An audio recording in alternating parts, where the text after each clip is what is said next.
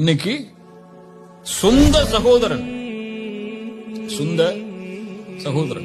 தன்னோடு பிறந்து ஒரே வீட்டில் ஒரே படுக்கை அறையில் படுத்து ஒரே விதமான வளர்ப்பில் வளர்க்கப்பட்ட அத்துணை ஆண்டுகள் வளர்ந்த சகோதரர்கள் இன்று பேசுவதில்லை.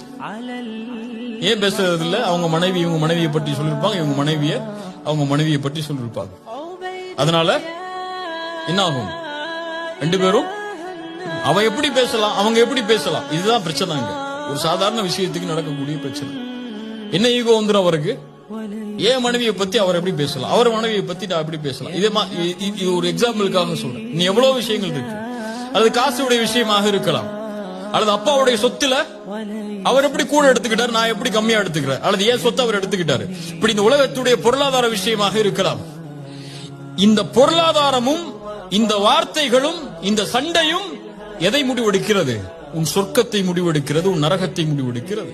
உன் மனைவிக்காக உன் குடும்பத்தை பகைத்தால், உன் காசுக்காக உன் சகோதரன் நீ பகைத்தால், உன் காசும் உன் மனைவியும் உனக்கு நரகம். இல்லையா? சொர்க்கமாக நீ மாற வேண்டும் என்றால் இந்த உலகத்தில் உனக்கு என்ன தீமை உனக்கு நடந்தால், உனக்கு கொடுக்கப்பட்டால், உன்னை பற்றி பேசப்பட்டிருந்தால், உன் மானம் அங்கே பாதிக்கப்பட்டிருந்தால், உன்னுடைய சொத்து சூறையாடப்பட்டிருந்தால், இது அனைத்தும் தரைமட்டமாக்கப்பட வேண்டும் மன்னிப்பு என்ற வார்த்தையால். அந்த வார்த்தையை நீ கொடுத்தால்தான், அந்த தன்மையில் நீ வாழ்ந்தால்தான் அல்லாஹ் இந்த தன்மையை எடுத்துக்கொள்வான்.